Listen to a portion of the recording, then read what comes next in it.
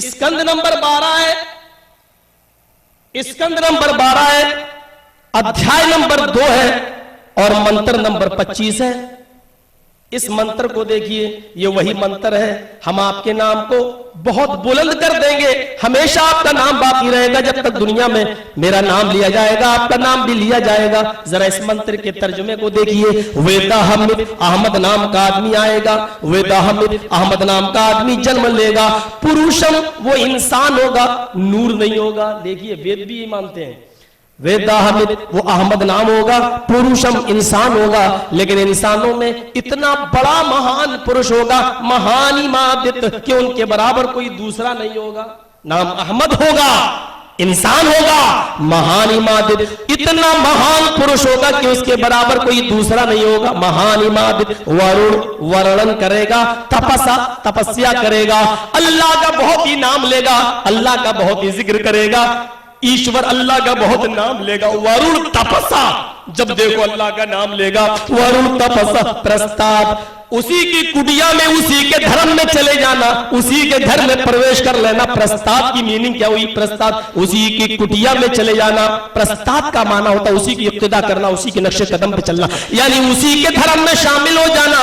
यानी या स्वर्ग में, पैराडाइज में, जन्नत में जाने का अहमद के रास्ते के अलावा कोई दूसरा रास्ता नहीं जो तुम्हें जन्नत में ले जाए। वेद कह रहा है कि अहमद के रास्ते के अलावा कोई दूसरा रास्ता नहीं, यानी निया है ही नहीं, यानी अन्य दूसरा कोई रास्ता, दूसरा कोई मार्ग है ही नहीं सिवाय अहमद के रास्ते के।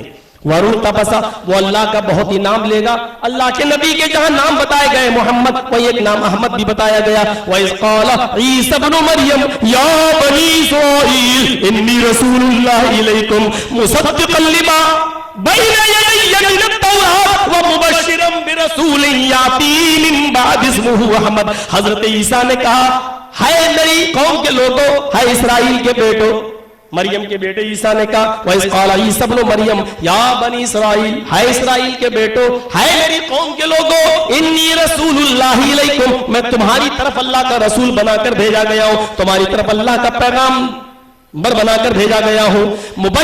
मुसद्दिक़न लिमा बैना यदैया मिनत तौरात, उस किताब की तस्दीक करता हूं जो मुझसे पहले नाजिल हुई, यानी तौरात मूसा अलैहिस्सलाम लेकर आए, मैं उसकी तस्दीक करता हूं, पुष्टि करता हूं, लेकिन एक किताब मेरे बाद आएगी और उसको जो नबी लेकर आएगा मैं उसकी तुम्हें खुशखबरी भी सुनाता हूं। वह मुबश्शिरन बिरसूलिन याती, मेरे बाद एक रसूल आएगा, मिन बाद इस्मुहु, उसका नाम इस्मुहु अहमद, उसका नाम अहमद होगा। कुरान ने अल्लाह के नबी का नाम अहमद भी बताया है। मोहम्मद भी नाम था और अहमद भी नाम था। वरुण तपस्या, अल्लाह का बहुत नाम लेगा। इसमें क्या शक है कि मोहम्मद सल्लल्लाहु अलैहि वसल्लम अल्लाह का बहुत नाम लिया करते थे, इतना नाम लेते थे, इतना नाम लेते थे कि हमें नबी अकरम की जिंदगी के अलावा कोई दिखाई नहीं देता। हिंदू भाइयों में देखो, कोई आदमी गिर गया, चोट लगी, तब बस राम याद आता, हाय राम, मर गए। ईसाई कोई ओ माय गॉड, बस गिरा या खुशी तब गॉड याद आता है, राम याद आता है। लेकिन तखय्युल की शाहराह पर सवार होकर थोड़ी देर के लिए सोचिए, सुबह से लेकर शाम तक अल्लाह के नबी ने कितना अल्लाह का नाम लिया।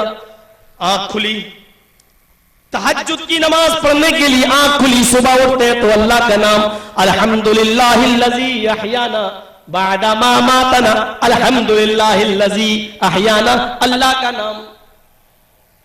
वुजू बनाने बैठे तो बिस्मिल्लाह, अल्लाह का नाम। मस्जिद में दाखिल हो रहे हैं, अल्लाहुम्मा फ़्तह ली अबवाब, अल्लाह का नाम। नमाज पढ़ना शुरू की तो अल्लाहु अकबर, अल्लाह का नाम। नमाज शुरू की तो अल्लाह के नाम से, रुकू में गए तो अल्लाहु अकबर, अल्लाह का नाम। रुकू से उठ रहे तो समी अल्लाह, अल्लाह का नाम। सजदे में जा रहे तो अल्लाहु अकबर, अल्लाह का नाम। रुकू में और सजदे में दुआ पढ़ रहे तो सुभान रब्बियल अज़ीम, रब का नाम। सजदे में दुआ पढ़ रहे हैं तो सुभान रब्बियल आला, अल्लाह का नाम। हालांकि आप जो दुआएं पढ़ा करते थे रुकू और सजदे में, वो बुखारी शरीफ की हदीस के मुताबिक दुआ ये सुभानक अल्लाहुम्मा रब्बना व बिहम्दिक अल्लाहुम्मा इग़फिरली, अल्लाह का नाम। अल्लाहु अकबर कहकर नियत बांधी तो अल्लाहुम्मा बाइद बैनी व बैना, अल्लाहुम्मा बाइद, अल्लाह का नाम। या जो लोग सुभानक अल्लाहुम्मा पढ़ते थे उसमें भी अल्लाह का नाम। कयाम में खड़े तो अल्हम्दुलिल्लाहि रब्बिल आलमीन, अल्लाह का नाम। अत्तहियात में बैठे तो अत्तहियातु लिल्लाह, अल्लाह का नाम, अपने ऊपर रहमत और दरूद पढ़ रहे, भेज रहे खुद अपने ऊपर, तो अल्लाह का नाम, अल्लाहुम्मा सल्ली अला मुहम्मद, अल्लाहुम्मा बारिक अला मुहम्मद, अल्लाह का नाम, अल्लाहुम्मा इन्नी ज़लमतु नफ्सी, अल्लाह का नाम। नमाज शुरू की थी तो अल्लाह के नाम पर, और नमाज खत्म कर रहे हैं, सलाम फेर रहे हैं तो अल्लाह के नाम पर नमाज को एंड कर रहे हैं, नमाज का इख्तिताम अस्सलामु अलैकुम व रहमतुल्लाह, अल्लाह के नाम पर नमाज खत्म। अब नमाज से फारिग है, नमाज पढ़ के मस्जिद में बैठे, तब भी अल्लाह का नाम, अल्लाहु अकबर, अस्तगफिरुल्लाह अस्तगफिरुल्लाह अस्तगफिरुल्लाह, अल्लाह का नाम, अल्लाहुम्मा अंतस सलाम व मिनकस सलाम, अल्लाह का नाम। मस्जिद से निकल रहे, दाखिल हुए थे तो अल्लाह का नाम, अल्लाहुम्मा ताली, और मस्जिद से निकल रहे तो अल्लाह का नाम, अल्लाहुम्मा इन्नी असअलुका मिन फज़लिक, अल्लाह का नाम। पहाड़ की बुलंदियों पर या छत पे चढ़ रहे तो अल्लाहु अकबर, अल्लाह का नाम। ऊपर से नीचे उतर रहे तो सुभान अल्लाह, अल्लाह का नाम। आईना देख रहे हैं तो अल्लाह का नाम, कपड़ा पहन रहे हैं तो अल्लाह का नाम, खाना खा रहे हैं तो अल्लाह का नाम, बिस्मिल्लाह, खाना खाकर फारिग हुए तो अल्हम्दुलिल्लाह, अल्लाह का नाम। यहां तक के पेशाब और लैट्रीन पायखाने के लिए भी जा रहे हैं तो अल्लाहुम्मा इन्नी अऊज़ु बिका मिनल खुब्सी वल खबाइस, अल्लाह का नाम। कोई सेकंड ऐसा बताओ, कोई जिंदगी का गोशा ऐसा बताओ जहां अल्लाह के नबी ने अल्लाह का नाम न लिया हो। वरुण तपसा, वो अल्लाह का बहुत नाम लेगा। दुनिया में इंसान सबसे ज्यादा लुत्फ अंदोज और इंजॉयमेंट अगर करता तो वो अपनी बीवियों के साथ, लेकिन अल्लाह के नबी ऐसे मौके पर भी अल्लाह का नाम ले रहे, अपनी बीवियों के करीब जाते और उनसे जिमा सोहबत कर रहे हैं तो वहां पर भी अल्लाहुम्मा जन्निबना शैतान, ये दुआ पढ़कर अल्लाह का नाम ले रहे हैं, अल्लाह मुझे इस हम बिस्तरी और जिमा के बाद अगर कोई औलाद तू देता है तो उसको शैतान के तासुर और उसके असरात से महफूज रखना, उसके ऊपर अपनी रहमत की बारिश बरसाना। तसव्वुर कीजिए कि ऐसे नाजुक मोड़ पर भी जहां इंसान खुशियों के आलम में सब कुछ भूल जाता है, वहां पर भी अल्लाह के नबी अल्लाह को याद कर रहे हैं। याद करिए कितना अल्लाह का नाम लिया जा रहा है। वरुण तपसा, इसको मैंने तो रामदेव बाबा से भी कहा था एक जलसे में, मैंने कहा वरुण तपसा को पढ़ो, क्या है ये? तुम सिर्फ बस एक्सरसाइज सिखलाते हो और आगे कुछ नहीं मालूम, नहीं ये बस ये कर लो, इसके अलावा तुम्हें और कुछ नहीं आता, कोई मंत्र अंतर तुम्हें नहीं मालूम है, तुम इसी काम के स्पेशलिस्ट हो। मैंने वहीं पर कहा कि जो आज एक्सरसाइज, अल्लाह की कसम, अल्लाह को गवाह बना के कहता हूं, अहमदाबाद में बाबा रामदेव स्टेज पे चले आए साहब, हमने कहा स्टेज पे आए हो लेकिन किसी के लिए वोट मत मांगना, ये हमारा स्टेज है, आए हो मोस्ट वेलकम। 10 मिनट बोलने का टाइम दिया था अहमदाबाद में, बोले, हमने कहा 10 मिनट हमने तुम्हारी सुनी, तुम भी सुनो। 10 ही मिनट में मैंने 10 मंत्र पढ़ दिए, 10 मंत्र पढ़े, और मैंने कहा हमारे रामदेव बाबा जी आज तुम एक्सरसाइज सिखला रहे हो, अल्लाह के रसूल ने 1400 साल पहले पूरी एक्सरसाइज बताई थी, पूरी एक्सरसाइज। और हमने कहा कृष्ण जी भी 5 वक्त की नमाज पढ़ते थे बाबा साहब, योगी उज्जीत सततमात्मानम रहस्यस्थिता एकाकी चित्तात्मा निराशीर परिग्रह, पूरी नमाज मैंने बताई कृष्ण जी की। योगी पूरे शरीर की योग कर लो, पूरे शरीर की एक्सरसाइज, पूरे शरीर का योग होना चाहिए। हिंदू भाइयों में जब पूजा होती है पूरे शरीर का योग होता ही नहीं है, मैं दावे के साथ कहता हूं पूरे शरीर का योग कोई करता ही नहीं। हाथ जोड़े, बस गर्दन का योग हो रहा है, पूरे शरीर का योग नहीं हो रहा है। हाथ उठा लिया, बस यही योग हो रहा है, इसके अलावा कोई हो ही नहीं रहा। और अब तो ये भी नहीं होता है, मोटरसाइकिल पे कोई आदमी बैठा हुआ है, पीछे नई दुल्हन बैठी हुई है, भिख मंगनी गाड़ी पर बैठा हुआ है। भिख मंगनी गाड़ी समझते हैं? भिख मंगनी गाड़ी जो लड़की का बाप लड़के को जहेज में देता है, वो भिख मंगनी गाड़ी, उस पे बैठा है और गाड़ी चल रही है, सामने हनुमान जी की मूर्ति है। अब उठे, हाथ जोड़े, उसमें 5-10 मिनट चले जाएंगे, पूरे मंत्र पढ़े तो 10 मिनट चले जाएंगे। तो इतना कौन फुर्सत है किसी के पास? आजकल ये आधुनिक दौर है, परमाणु बम का दौर है, क्रूज मिसाइल का दौर है, इस दौर में फुर्सत। लेकिन भगवान को नाराज भी नहीं होना चाहिए। 10 किलो की खोपड़ी हिला दी, हो गई पूजा। इन्होंने यहां हिलाई, मुसलमानों ने कहा हम छोटे बाप की औलाद थोड़ी है।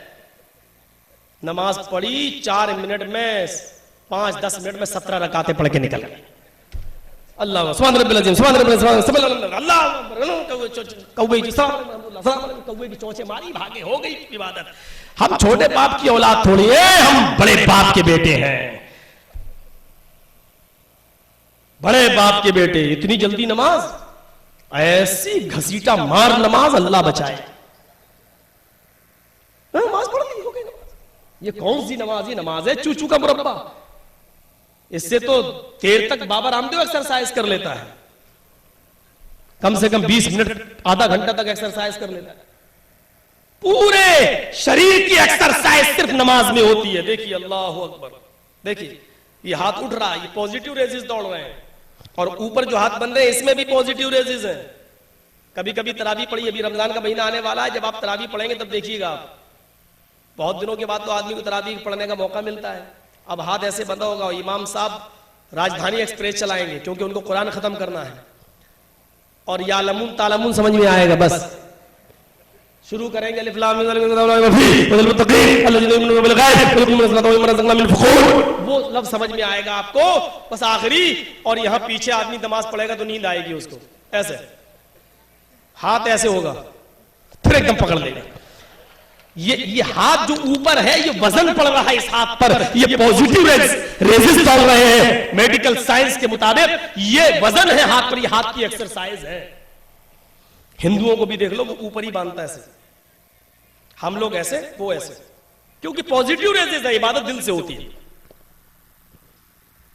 तो पूरे शरीर की एक्सरसाइज। रुकू में देख लो, ऐसा पीठ हो जानी चाहिए कि पानी का भरा हुआ ये गिलास अगर आपकी पीठ पर रखा जाए तो गिरने ना पाए। यहां तो पीठ सीधी हो ही नहीं पाती तब तक सजदा, कौवे की चोंच, ठोंगे, और सजदे में भी पैर की उंगलियां मुड़ी हो, ये उंगलियां आपकी पैर किबले की तरफ होना चाहिए, मुड़ी हुई होनी चाहिए, और यहां से जो नसें खिंचती हैं वो आपकी दिमाग तक जाती है। पूरे शरीर की एक्सरसाइज सिर्फ नमाज में, और 1400 साल पहले बताकर गए थे अल्लाह के। आए नबी कौन कहता है कि आपके इंतकाल के बाद आपका नाम और निशान मिट जाएगा? दूसरी फजीलत, एक ही पे चलेंगे तो पूरी तकरीर यहीं खत्म हो जाएगी। आए नबी, हमने आपको खैर कसीर से, बहुत सी खूबियों से नवाजा है, उसमें दूसरी खैर कसीर है कि हमने आपकी इताअत को अपनी इताअत के साथ जोड़ दिया है। अल्लाह ने अपनी इताअत के साथ रसूल की इताअत को जोड़ दिया है। ये कौन खैर कसीर? दलील इसकी, या अय्युहल्लज़ीना आमनू अतीउल्लाह व अतीउर रसूल वला तुब्तिलू अमालकुम, ईमान वालों तुम अल्लाह की इताअत करो, उसके रसूल की इताअत करो। अतीउल्लाह व अतीउर रसूल, अल्लाह ने कहा कि मेरी इताअत करो, रसूल की भी इताअत करो, और दोनों जगह लफ्ज़ अतीउ आया, अतीउल्लाह व अतीउर रसूल। जैसे मेरी इताअत वैसे ही रसूल की इताअत, इसलिए कि जिसने रसूल की इताअत की उसने अल्लाह की इताअत की है। रसूल की इताअत को अल्लाह की इताअत समझकर करो, इसलिए कि मेरे रसूल अपनी तरफ से कोई बात नहीं कहते हैं जब तक कि मैं ना कह दूं, मैं ना फरमा दूं, इसलिए मेरे रसूल की इताअत हकीकत अल्लाह की इताअत है। या अय्युहल्लज़ीना आमनू अतीउल्लाह व अतीउर रसूल, जिसने आई मानो वालो अल्लाह की इताअत करो और उसके रसूल की इताअत करो। और आगे क्या फरमा दिया? अगर तुमने अल्लाह और उसके रसूल की इताअत को छोड़ दिया तो क्या होगा? अल्लाह और उसके रसूल की इताअत को छोड़ के मौलवी जर्जीस की बात मानी, चाहे सही हो चाहे गलत, हम तो मानेंगे, हमारा यही मौलवी है। हदीस में हम नहीं जानते, हम तो, हमारा मौलवी ने बता दिया बस। चांद हुआ नहीं हुआ नहीं, लेकिन मेरे मौलवी ने कह दिया कलीद होगी बस, हम नहीं जानते, हम तो यही इताअत करेंगे। अल्लाह के नबी क्या फरमाया कुरान ने? वला तुब्तिलू अमालकुम, अगर तुमने अल्लाह की इताअत छोड़ दी, रसूल की इताअत छोड़ दी तो तुम्हारे अमल बातिल हो जाएंगे। वला तुब्तिलू अमालकुम, अल्लाह और उसके रसूल की इताअत को छोड़कर अपने अमाल बर्बाद मत करो। अपनी इताअत को रसूल की इताअत के साथ जोड़ दिया। कितनी बड़ी खैर कसीर अल्लाह के नबी ने कैसे कहा? देखिए बुखारी शरीफ किताबुल इतिसामी बिल किताबी व सुन्ना, ये हदीस का चैप्टर है बुखारी का। वहां नबी हुरैरा रज़ियल्लाहु ताला अन्हु क़ाल क़ाल रसूलुल्लाह सल्लल्लाहु अलैहि वसल्लम कुल्लु उम्मती यदखुलूनल जन्नता इल्ला मन अबा क़ालू मन यअबा या रसूलल्लाह क़ाल मन अतानी दखल जन्नत व मन असानी फ़क़द अबा। अल्लाह के नबी सल्लल्लाहु अलैहि वसल्लम फरमाते हैं मेरी पूरी की पूरी उम्मत जन्नत में दाखिल होगी। कुल्लु उम्मत यदखुलूनल जन्नह, मेरी पूरी की पूरी उम्मत जन्नत के अंदर दाखिल होगी। इल्ला मन अबा, लेकिन वो नहीं जिसने इनकार किया। साहबा ने कहा कालू मन या अबा, अल्लाह के रसूल इनकार कौन कर सकता है? ऐसा कौन बदकिस्मत इंसान है जो आपका इनकार करे। यानी मुसलमान हो, कलमा पढ़ने वाला हो और आप पर ईमान रखता हो, फिर भी आपका इनकार करे, ऐसा कौन हो सकता है आपकी उम्मत के अंदर? कुल्लु उम्मती यदखुलूनल जन्नह, मेरी पूरी उम्मत जाएगी जन्नत में, लेकिन जिसने मेरा इनकार किया वो नहीं। तो साहबा ने कहा अल्लाह के रसूल, आपकी उम्मत में आपका इनकार करने वाले कौन हो सकते हैं? ऐसा मनहूस और ऐसा बेईमान इंसान जो आपको मानता भी हो और आपका इनकार भी करे, कौन हो सकता है ऐसा बदकिस्मत इंसान? तो अल्लाह के नबी ने क्या फरमाया? हाँ, होंगे ऐसे लोग जो मुझे मानेंगे लेकिन मेरा इनकार करेंगे। तो फरमाया मुझे मानने की दलील क्या है? मन अतानी दखलल जन्नह, जो मेरी इताअत करेंगे वो जन्नत में जाएंगे, जो मेरी इत्तिबा करेंगे, मेरी बात मानेंगे, मेरी बातों को जिंदा करेंगे, वो जन्नत में जाएंगे। वमन आसानी फकत अबा, और जिसने मेरी नाफरमानी की उसने मेरा इनकार कर दिया। रसूल की इताअत इंसान को जन्नत में ले जाती है, ये खैर कसीर। आए नबी, कौन कहता है आपके इंतकाल के बाद आपका नाम और निशान मिट जाएगा? जब तक मुसलमान आपकी इताअत करता रहेगा उसके लिए जन्नत के दरवाजे खुले रहेंगे। कौन कहता है कि आपके इंतकाल के बाद आपका नाम और निशान मिट जाएगा? आपकी मोहब्बत भी खैर कसीर। मोहब्बत, अल्लाह के नबी सल्लल्लाहु अलैहि वसल्लम फरमाते हैं मन अहब्ब सुन्नती फक़द अहब्बनी व मन अहब्बनी कान मअया फिल जन्नह, जिसने मेरी सुन्नत से मोहब्बत की उसने मुझसे मोहब्बत की। यहां जितने हाजरीन बैठे हैं सब गौर करें, नमाज में सुन्नत क्या है, रोजे में सुन्नत क्या है, फर्ज क्या है, नबी अकरम क्या फरमा रहे हैं कि मेरी मोहब्बत का मायार क्या है? जब मेरा नाम आ जाए तो अंगूठों को अपने होठों पे लगा लो और उसको आंखों पे रख लो, ये नहीं कहा, बल्कि फरमाया अजान के कलमात जब अदा किए जाए, मुअज्जिन जब अजान दे, फरमाया तक़ूलु मा यक़ूलुल मुअज्जिन, तुम भी वही जुमले कहो जो मुअज्जिन कहता है।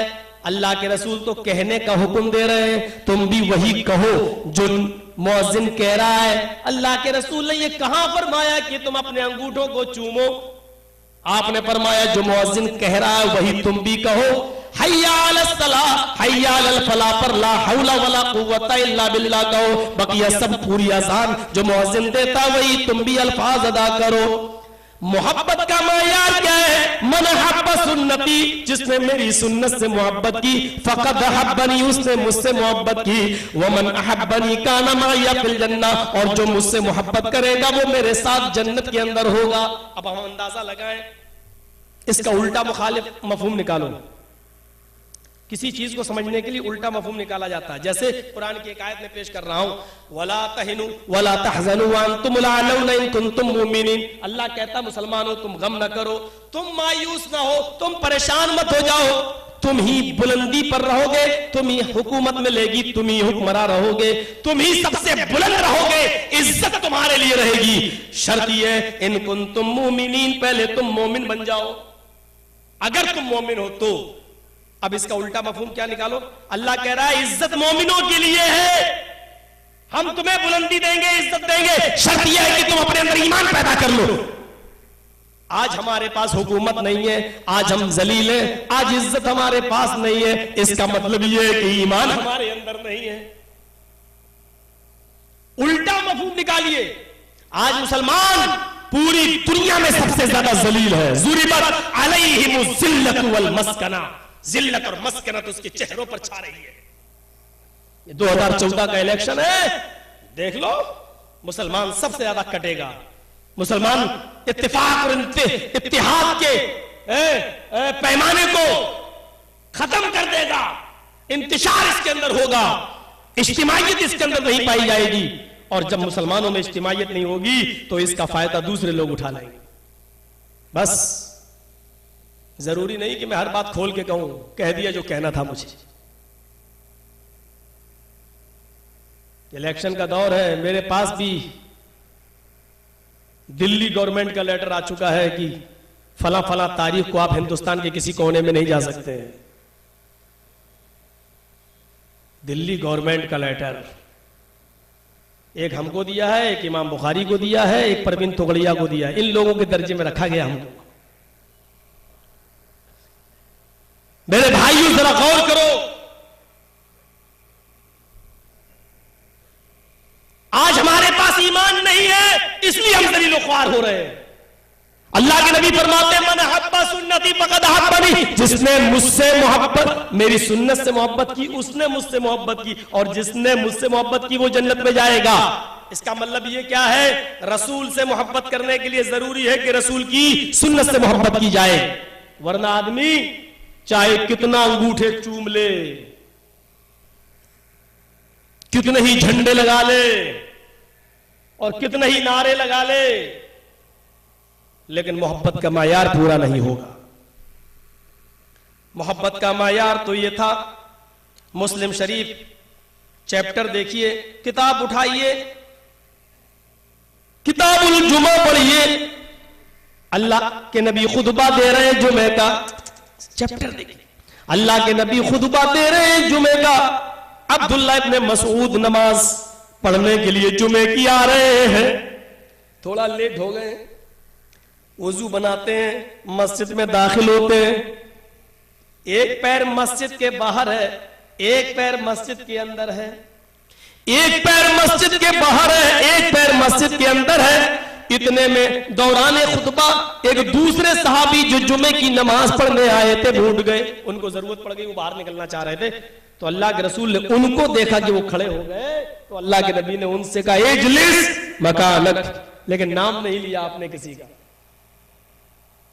इजलिस मकानक, अपनी जगह पर बैठ जाओ। अब्दुल्ला इब्ने मसूद के कानों में यह आवाज गई, अपनी जगह पर बैठ जाओ।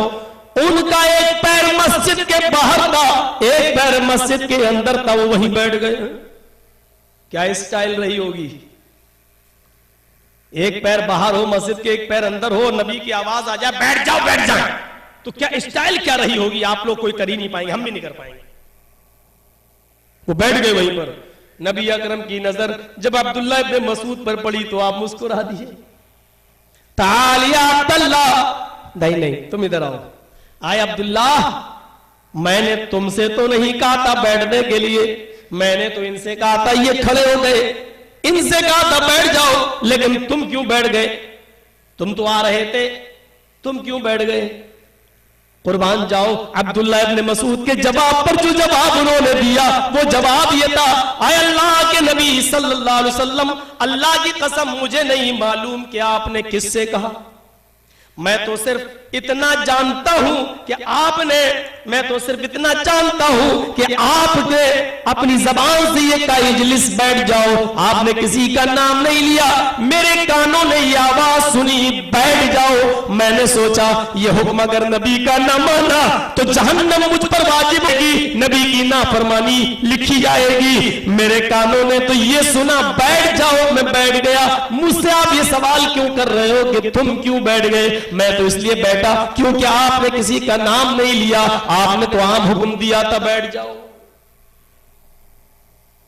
कितने बुलडोजर चलते हैं यहां, नजर डालो मुआशरे पर, सोसाइटी पर, समाज पर।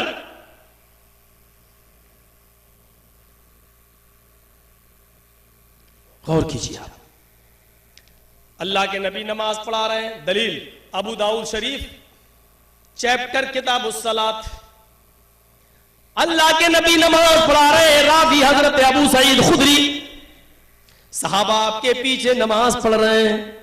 उस जमाने में मस्जिद खजूर के पत्तों की हुआ करती थी छत, इसलिए जमीन बहुत गर्म हो जाया करती थी, उस पर आप नंगे पैर खड़े नहीं हो सकते थे क्योंकि कंकरीली जमीन हुआ करती थी, पैरों में फलक पड़ जाया करते थे, इसलिए जूते पहनकर नमाज पढ़ी जाती थी। कोई आदमी ये ना कहे मौलवी साहब नबी ने जूते पहन के नमाज पढ़ी तो तुम क्यों नहीं पढ़ते हो, कह सकता है कोई दिल जला आदमी।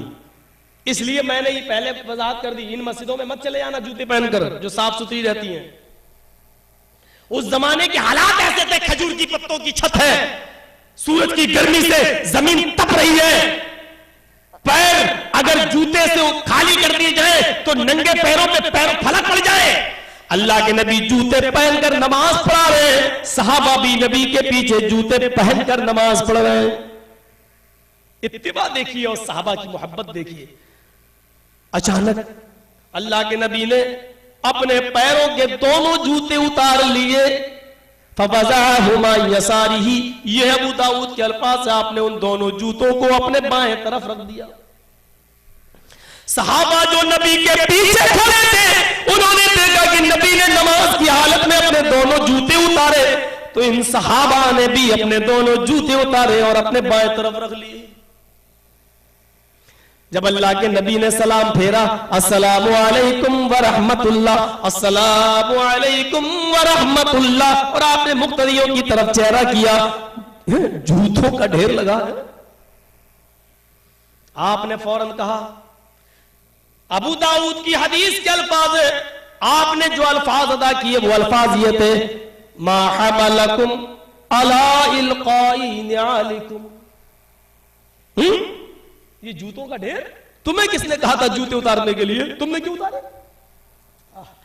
नबी का सवाल क्या था और सहाबा का जवाब क्या था?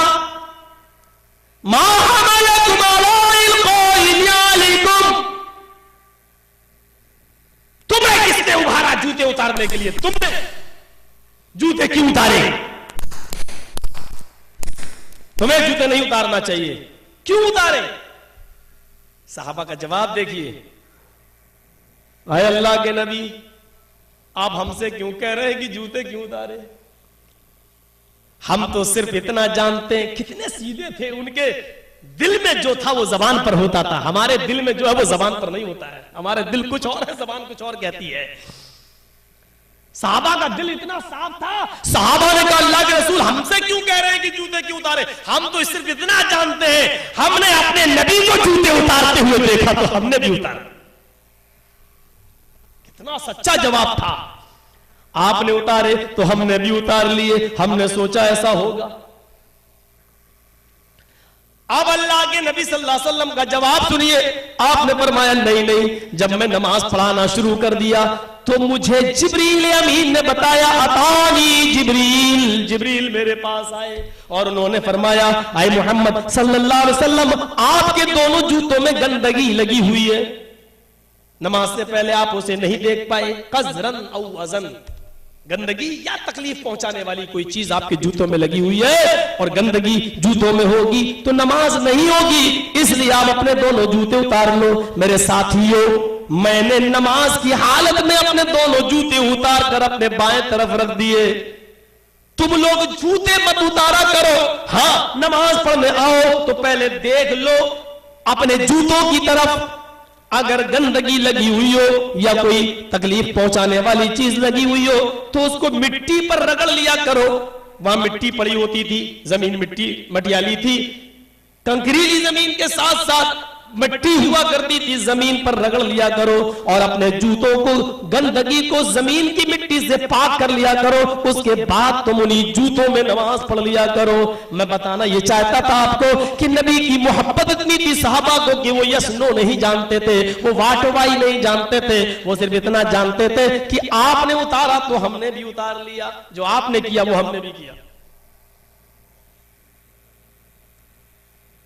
यहां कोई करेगा मेरे बाप दादा ये करते आए, नहीं वाली साहब कैसे कर रहे हैं, इतना बड़ा कितना है ना, मेरे बाप दादा ऐसा करते, कालू वजदना आबाना, हमारे बाप दादा यही करते आए, ये हमारा मामला है।